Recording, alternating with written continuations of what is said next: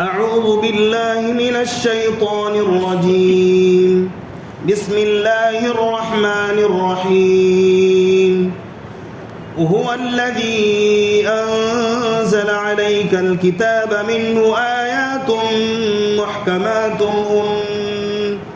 محكمات هن أم الكتاب وأخر متشابهات فأما الذين في قلوبهم زيغ فيتبعون ما تشابه منه ابتغاء الفتنة وابتغاء تأويله وما يعلم تأويله إلا الله والراسخون في العلم يقولون آمنا به كل من عند ربنا وما يذكر إلا أولو الألباب ربنا لا تزغ قلوبنا بعد إذ هديتنا وهب لنا من لدنك رحمة إنك أنت الوهاب ربنا إنك جامع الناس ليوم لا ريب فيه إن الله لا يخلف الميعاد إن الذين كفروا لن تغني عنهم أموالهم ولا أولادهم من الله شيئا وأولئك هم وقود النار كدأب آل فرعون والذين من قبلهم كذبوا بآياتنا فأخذهم الله بذنوبهم والله شديد العقاب. معزز حاضرین، آج میں نے آپ کے سامنے سورہ آل عمران کی آیت نمبر 7 سے تلاوت شروع کی ہے اور آیت نمبر 11 تک تلاوت کی گئی ہے. ان آیت پاک میں اللہ تبارک و تعالیٰ نے جو کچھ فرمایا ہے اس کا خلاصہ ہمیں پہلے سمجھ لینا چاہیے. اللہ تبارک و تعالیٰ نے ان آیت پاک میں قرآن مقدس میں جو 2 قسم کی آیتیں اللہ تعالیٰ نے نازل فرمائی ہے اس کو بتایا ہے کہ قرآن مقدس میں 2 قسم کی آیتیں ہیں. پہلی قسم کی آیتیں ایسی ہیں جو احکام کی ہیں اور جو اصل کتاب ہے اس کو سمجھنا ہے اور اس پر عمل کرنا ہے اور اس کا سمجھنا بھی آسان ہے. دوسری قسم کی آیتیں وہ ہیں جو متشابہ آیتیں ہیں، متشابہات سے اس کا تعلق ہے، یعنی ایسی آیتیں ہیں جن کا معنی اللہ کے علاوہ کوئی نہیں جانتا اور اس کا معنی یا تو متعین نہیں ہے یا اللہ تبارک و تعالیٰ کے علاوہ اس کا معنی کوئی نہیں جانتا.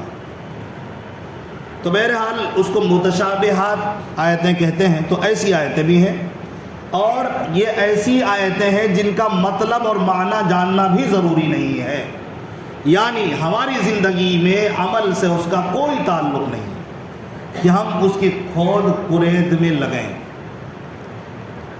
اسی طرح اللہ تبارک و تعالیٰ نے مثال دی ہے ایسے لوگوں کی جو محکم آیتیں، جو احکام کی آیتیں ہیں اس کو چھوڑ کر متشابہ کے پیچھے پڑتے ہیں اور گمراہی کا راستہ اختیار کر لیتے ہیں، تو یہ گمراہ لوگ ہیں. لیکن جو اللہ تبارک و تعالیٰ کے نیک بندے ہیں، علم والے لوگ ہیں، علم کے اندر گہرائی رکھتے ہیں، وہ یہ سمجھتے ہیں جو کچھ مجھے علم عطا ہوا ہے وہ اللہ ہی کی طرف سے ہے. اللہ تبارک و تعالیٰ نے قرآن میں جو کچھ فرمایا نبی نے ہمیں واضح طور پر بتا دیا ہے. نبی سے سن کر صحابہ نے بتایا اور صحابہ نے پھر اور بھی جو اس دور میں لوگ تھے، تابعین، پھر تبع تابعین، اولیاء، بزرگان دین اور آج کے دور میں علماء، یہ قرآن پاک سیکھتے ہیں اور ہمیں بتاتے ہیں. تو ان کا کہنا یہ ہوتا ہے متشابہ آیت کے سلسلے میں اس کا معنی اللہ کے علاوہ کوئی نہیں جانتا. اسی طرح آخر میں اس آیت کے بعد دعا اللہ تعالیٰ نے سکھائی ہے کہ یہ دعا، اور یہ دعا بھی کرتے ہیں. کیا دعا کرتے ہیں؟ اے اللہ تبارک و تعالیٰ، جب تو نے ہمیں ہدایت دے دیا ہے تو اب گمراہی سے بچانا. تو یہ دعا کرتے ہیں۔ اور اسی طرح کہ قیامت کے دن تو سب کو جمع کرنے والا ہے، اس لیے ہمیں ہدایت پر باقی رکھنا کہ ہم ہدایت پر مریں گے تو قیامت کے دن جس دن تو سب کو جمع کرے گا ہم کامیاب ہوں گے، اور تو ہمیں کامیاب کرے گا ہدایت پر اگر تو مجھے بلاتا ہے، موت عطا کرتا ہے۔ اس لیے ہدایت کی دعا کر رہے ہیں کہ ہدایت پر باقی رکھ۔ پھر اس کے بعد اللہ تبارک و تعالیٰ نے بتایا کہ وہ ایسا دن ہوگا قیامت کے دن جس دن نہ کسی کا مال کسی کو کام آنے والا، نہ کسی کا اولاد اس کو کام آنے والا۔ اور یہ باتیں وہ ہیں جن کو ہم روز سنتے ہیں لیکن سمجھتے نہیں ہیں۔ اللہ تعالیٰ ہمیں سمجھ عطا فرمائے۔ جب بات یہ کہی جاتی ہے کہ نہ اولاد کام آئے گا نہ مال کام آئے گا تو ہم سمجھتے نہیں ہیں کہ مطلب کیا ہے اس کا، بس یوں ہی ٹھیک ہے کام نہیں آئے گا۔ بس اس پر غور کریں کہ جب کام نہیں آئے گا تو ہم اتنی توجہ کیوں دیتے ہیں؟ پورا وقت اسی میں ہمارا ضائع ہو رہا ہے، مال میں، اولاد میں۔ جب کام ہی نہیں آئے گا لامحدود زندگی میں، ہمیشہ کی زندگی میں، تو ہم کیوں پڑھیں؟ تو یہی کچھ باتیں عنایت پاک میں ہیں۔ اب اس کا ترجمہ بھی سنیں اور اس کے ساتھ ساتھ کچھ اہم باتیں بھی آپ کے سامنے آئیں گی۔ دیکھیے، هو الذی انزل علیک الکتاب منہ آیات محکمات ہن ام الکتاب۔ اللہ تبارک و تعالیٰ کی ذات وہ ہے جس نے تجھ پر کتاب نازل کی ہے، اور اس میں اللہ تعالیٰ نے ایسی آیتوں کو نازل کیا جو محکم ہیں، محکمات ہیں، جو احکام کی آیتیں ہیں۔ ہن ام الکتاب، اور یہ کتاب کی اصل ہے، بنیاد ہے۔ وَأُخَرُ مُتَشَابِهَاتٌ، اور دوسری قسم کی آیات اللہ نے نازل کی ہیں وہ متشابہ ہیں۔ اب اس کو سمجھیے، اس کو سمجھنے کے لیے تھوڑی سی بات سمجھیے۔ جو واضح ہے جس پر عمل کرنا ہے وہ تو ہے، لیکن آج بھی بہت ساری چیزیں ایسی ہیں، انسان ترقی کر لیا، سائنسدانوں نے بڑی ترقی کر لی، بہت کچھ چیزیں جو ہم نہیں سمجھ سکتے تھے اس میں کھود کرید کر کے اس کی حقیقت کو پہچاننے کی کوشش کر ڈالی، اور بہت ساری چیزیں جو ہم سے پوشیدہ تھی وہ ظاہر ہو گئی، اس کی حقیقت کا پتہ لگ گیا۔ لیکن آج بھی کچھ چیزیں ایسی ہیں جو ہمارے علم سے اور ہمارے ادراک سے بالا تر ہیں، ہم اسے نہیں سمجھ سکتے، چاہے ہم کتنا بھی پڑھ لیں، چاہے ہم کتنا بھی ریسرچ کر لیں، لیکن اس کی حقیقت تک آج تک کوئی نہیں پہنچ سکا اور نہ پہنچ سکے گا۔ بہت ساری باتیں ایسی ہیں، اور یہ کوئی ایسی بات نہیں ہے جس کی میں دلیل دے کر اور مثال دے کر آپ کو سمجھاؤں کہ یہ چیزیں ایسی ہیں جن کو نہیں سمجھ سکتا، کوئی نہیں جانتا۔ مثال کے طور پر زمین کے نیچے کیا ہے اور کیا کیا چیز، بہت ساری مخلوقات ہیں، 7 زمینیں اللہ تعالیٰ نے بنائی ہیں، تو اس کی حقیقت کو نہیں جانتا، بس جانتا ہے کہ 7 زمینیں ہیں، لیکن اس کے اندر بھی مخلوقات ہیں، کس بہت ساری مخلوقات ہیں، وہ بندے نہیں جان سکتے۔ آسمانوں کے اوپر سدرۃ المنتہا ہے، اور اس سے اوپر صریف الاقلام ہے، اور اس سے اوپر عرش و کرسی ہے، وہ کس طرح ہے اس سے بھی بندہ ناواقف ہے۔ بہت ساری چیزیں، انسان کے جسم کے اندر بھی ایسی چیزیں ہیں جو کام کر رہی ہیں لیکن انسان کو اس کا پتہ نہیں ہے۔ رگیں اتنی باریک اللہ تعالیٰ نے بنا دی ہیں، اس رگوں کی حقیقت تک پہنچنا بھی ڈاکٹر، جو بڑے بڑے ماہر ڈاکٹر ہیں، بہت ساری حقیقتیں ہیں جو اس کی نگاہوں سے بھی دور ہیں، اس کو آج تک نہیں سمجھ سکے اور آج تک ریسرچ کر رہے ہیں۔ تو بہت ساری باتیں ایسی ہیں جو انسان کے سمجھ سے بالا تر ہے، وہ کبھی نہیں سمجھ سکتے۔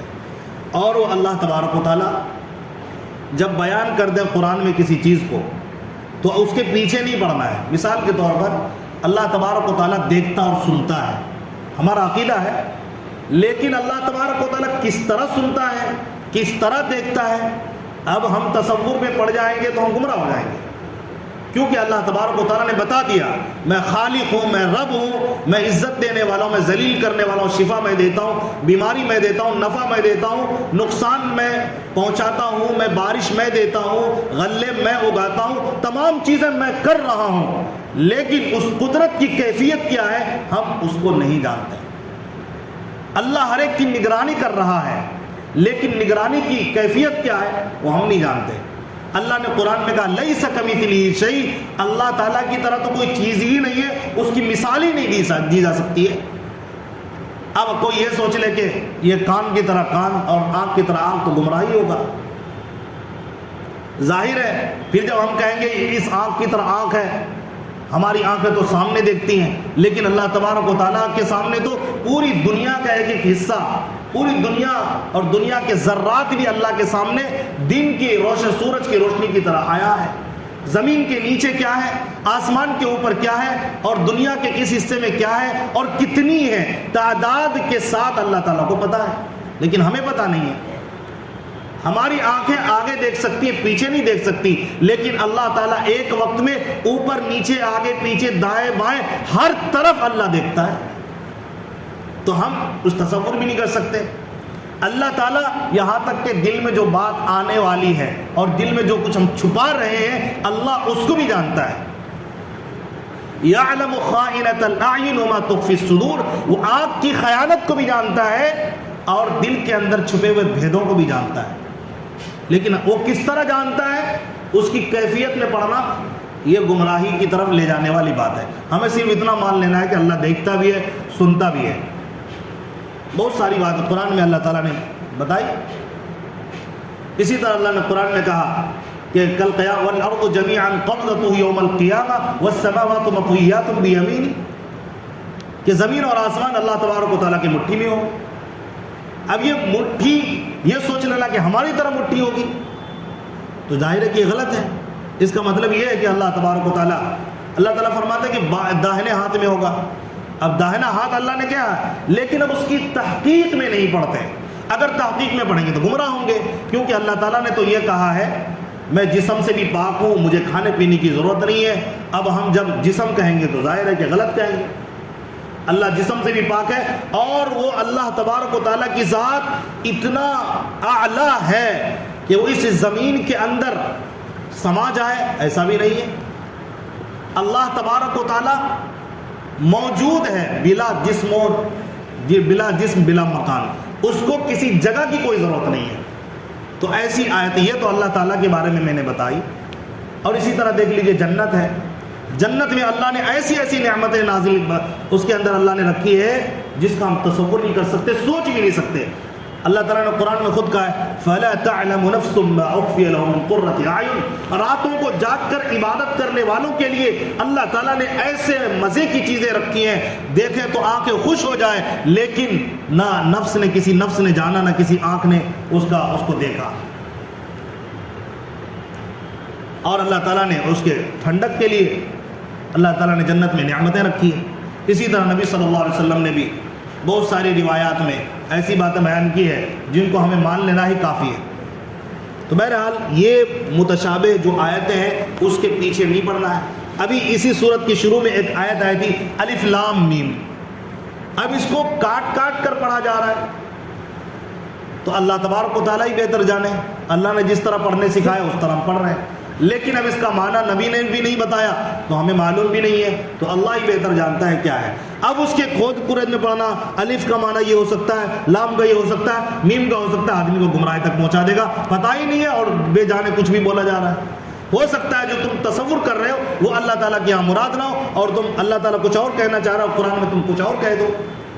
تو یہ حروف مقطعات ہیں، الف لام میم، الف لام را، الف لام میم را، صاد کاف ہا یا عین صاد، اسی طرح عین سین قاف، یہ جو کاٹ کاٹ کر پڑھے جانے والے حروف ہیں اس کا معنی اللہ کے علاوہ کوئی نہیں جانتا، اس کے پیچھے بھی نہیں پڑھنا ہے۔ اب اللہ تعالیٰ نے بتا دیا آگے بات، فَأَمَّا الَّذِينَ فِي قُلُوبِهِمْ زَيْغٌ فَيَتَّبِعُونَ مَا تَشَابَهَ مِنْهُ ابْتِغَاءَ الْفِتْنَةِ وَابْتِغَاءَ تَأْوِيلِهِ، بلا شبہ وہ لوگ جن کے دلوں کے اندر ٹیڑھا پن ہے وہ متشابہ آیتوں کے پیچھے پڑتے ہیں فتنہ پھیلانے کے لیے، ان کا کوئی مقصد نہیں ہوتا، وَابْتِغَاءَ تَأْوِيلِهِ، اور اس کے تعویل کے پیچھے پڑتے ہیں۔ مثال کے طور پر کفار مشرکین عجیب عجیب سوال لے کر نبی کے پاس آتے تھے۔ ایک سوال انہوں نے کر دیا یسألونک عن الأہلہ، چاند کی حقیقت بتائیے، یہ چاند کیا ہے؟ ظاہر ہے کہ چاند کی حقیقت تک کوئی نہیں پہنچ سکتا۔ اللہ تعالیٰ نے انہی کی طرف جیسا وہ تھے اسی حساب سے ان کو جواب دے دیا، قل ہی مواقیت للناس والحج، اے نبی آپ کہہ دیجئے یہ اوقات پہچاننے کا ایک ذریعہ ہے، مہینے وغیرہ پہچاننے کا ایک ذریعہ ہے، بس یہ ہے۔ اور اسی طرح ظاہر ہے کہ اصل حقیقت یہ نہیں ہے چاند کی، اللہ کے حکموں سے، اللہ کے حکم سے رات میں ہی نکلتا ہے پھر چھپ بھی جاتا ہے، اللہ ہی بہتر جانتے ہی چاند کیا ہے، اس کی حقیقت کیا ہے۔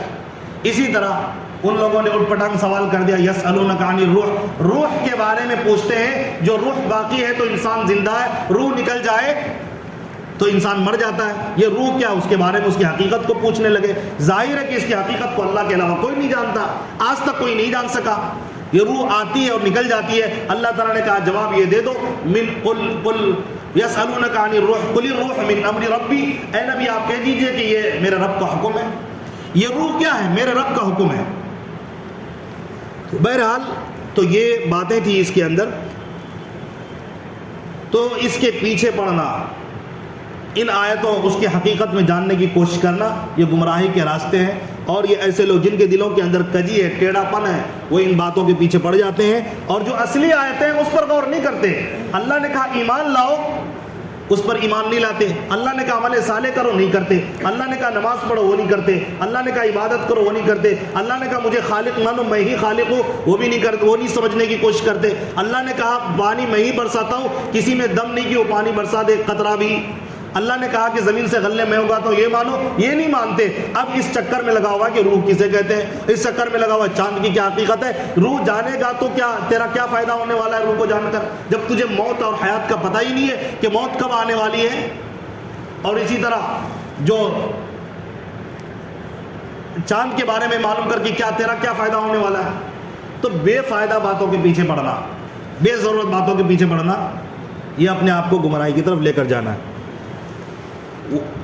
اور اسی طرح وابتغاء تأویلہ، اور اس کے تعویل کرتے ہیں فتنہ پھیلانے کے لیے، اس کی تعویل کے پیچھے پڑتے ہیں۔